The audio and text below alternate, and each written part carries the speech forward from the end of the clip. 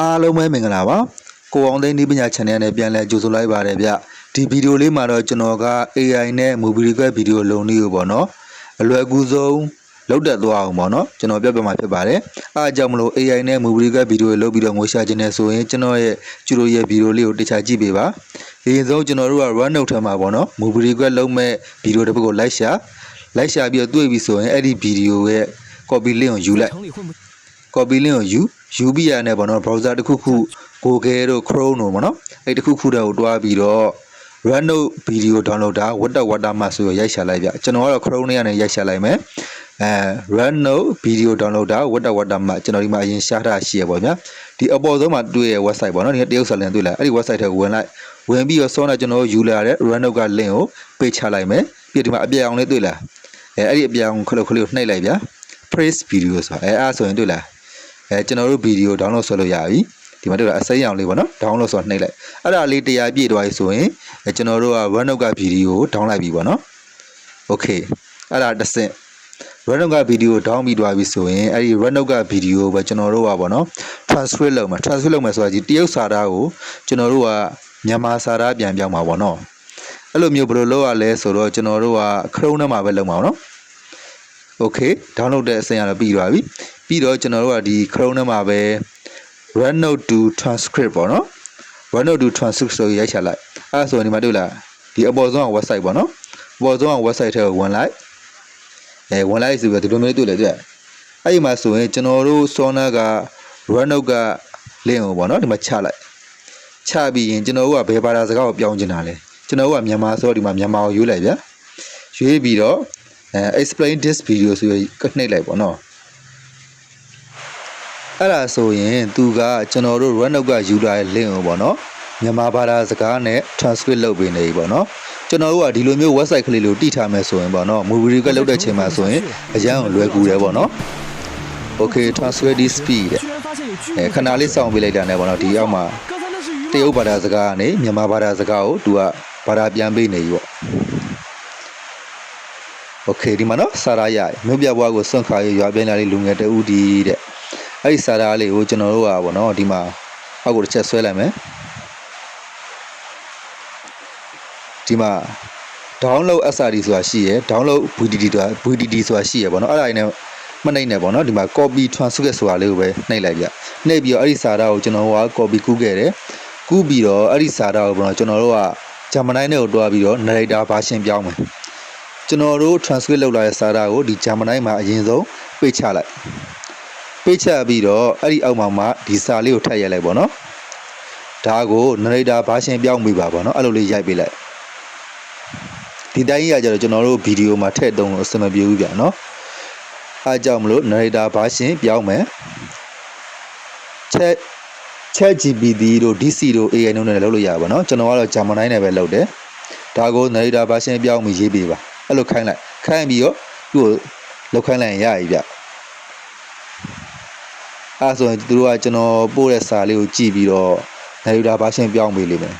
မယ်တွေ့လားမြို့ပြမှာလောက်ကင်အဆင်မပြေတော့ပဲရွာကိုပြန်လာခဲ့တဲ့လူငယ်လေးတူအဲ့ဆို narrator version ရသွားပြီအဲ့ဆိုရင်အဲ့ဒီစာလေးကိုကျွန်တော်တို့က copy ကူးမယ်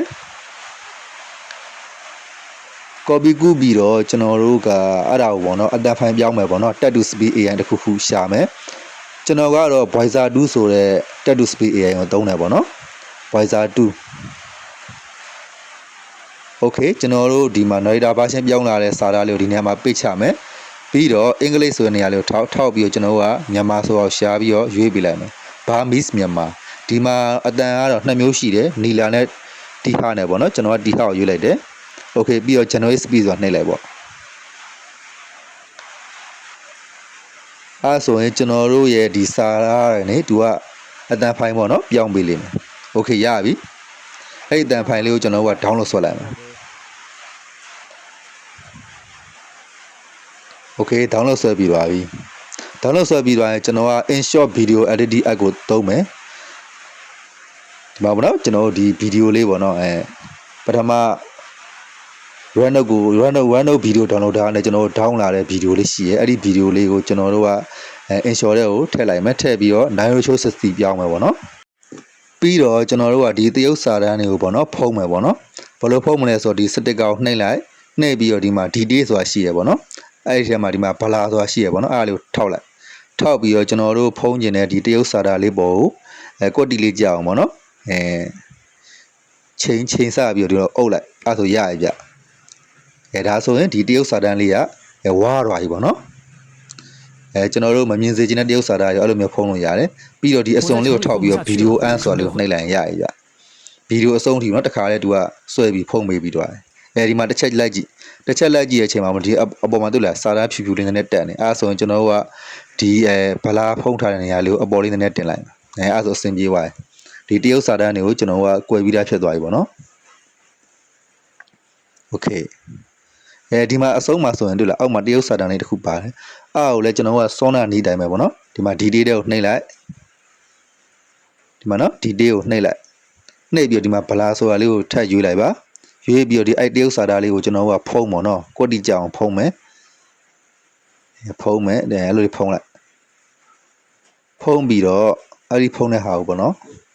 အမှန်ချက်ကလေးနှိပ်လိုက်ပြီးတော့ကျွန်တော်တို့ကဗလာဖုံးထားတဲ့နေရာလေးရဲ့အစုံလေးကိုပေါ့နော်ထောက်ပြီးတော့ဗီဒီယိုအန်းဆိုတာလေးကိုရွေးလိုက်အဲ့ဆိုရင်ကျွန်တော်တို့ဝါထားတဲ့ဟာလေးကပေါ့နော်ဒီဗီဒီယိုအစုံထိကိုသူကပုတ်ပြီးသားဖြစ်သွားလိမ့်မယ်โอเคဒါကတော့ဗီဒီယိုပေါ့နော်ကျွန်တော်တို့ကမမြင်စေချင်တဲ့တရုပ်စာတန်းတွေကိုဘာတွေကိုဖုံးနေတဲ့ချိန်မှာဆိုရင်ဒီဗလာဆိုတဲ့နီလေးနဲ့အုပ်တယ်ပေါ့နော်အဲ့ဒါပြီးသွားပြီဆိုရင်မူရင်းဗီဒီယိုရဲ့အတန်ဖိုင်ကိုကျွန်တော်တို့က0ရီ short ချလိုက် short ချပြီးဒီမှာ audio ဆိုတာလေးကိုရွေးပြီးတော့ music ဆိုတာလေးကိုရွေးလိုက်ပါရွေးပြီးတော့ဒီမှာ my music ဆိုတာရှိရဗျအဲ့တော့ထောက်ပြီးတော့ရင်ကျွန်တော်တို့ဒီမှာပေါ့နော် voice တူတန်ထုတ်ထားတဲ့အတန်ဖိုင်ရှိရအဲ့အတန်ဖိုင်လေးကိုထည့်ပေးလိုက်အဲ့အတန်ကိုတော့ကျွန်တော်တို့ကပေါ့နော်ဒီဗီဒီယိုနဲ့ကိုက်ညီသွားအောင်ပေါ့နော်နည်းနည်း speed လေးကိုနည်းနည်းလေးမြင့်မယ်ပေါ့နော် speed လေးမြန်တော့အောင်လုပ်မယ်အလွန်ဆုံးက 1.3 လောက်ဆိုရင်ကောင်းတယ်ဗျ 1.3 တဲ့ပိုရင်တော့အတန်ကြီးကတအားမြန်လွန်းသွားလိမ့်မယ်နော်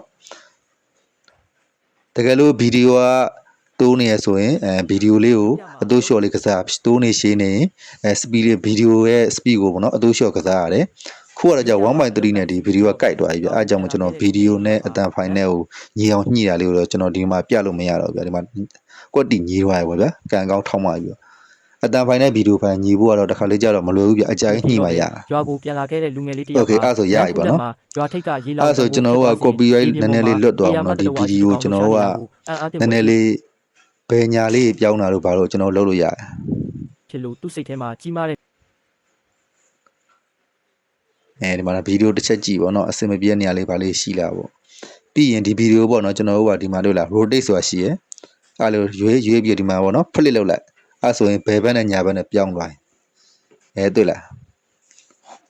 အဲ့လောက်ဆိုလုပ်ပြီးတော့ရင်เนาะကျွန်တော်ကဗီဒီယို export ထုတ်မယ် export ထုတ်ရင်အကြည့်ဆုံးပေါ့เนาะကျွန်တော်က 2K ထားပြီးထုတ်လိုက်မယ်အဲ့ဆိုရင်တော့ mobile ကဗီဒီယိုတစ်ပုတ်ရပါပြီဗျအားလုံးမလိုက်လုပ်ကြည့်ကြပါနားမလဲတာရှိရင်လည်း comment မှာမေးလို့ရပါတယ်ဗျ